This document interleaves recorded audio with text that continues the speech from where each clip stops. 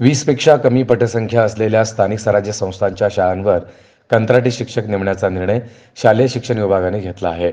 त्यानुसार राज्यातील 14,783 शाळांमध्ये आता प्रत्येकी एक सेवानिवृत्त शिक्षक, 70 वर्षांची वयोमर्यादा किंवा डी-एड, बी-एड धारक तरुणाची नेमणूक केली जाणार आहे. शासनाच्या या नव्या निर्णयामुळे स्थानिक स्वराज्य संस्थांच्या शाळांमधील तेवढी पदे कायमची संपुष्टात येण्याची शक्यता वर्तवली जात आहे.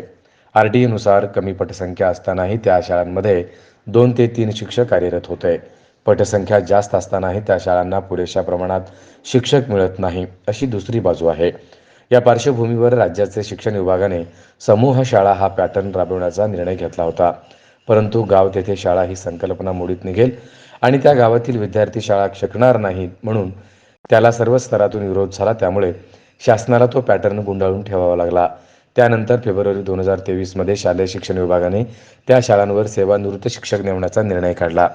आता सेवानिवृत्त शिक्षकांबरोबरच डी-एड, बी-एड झालेल्या सुशिक्षित तरुणालाही संधी देण्याचा शासन निर्णय काढण्यात आला आहे. मात्र त्या जागांवर कायमस्वरूपी शिक्षक नेमावेत आणि हा शासन निर्णय रद्द करावा अशी मागणी देखील पुढे येत आहे.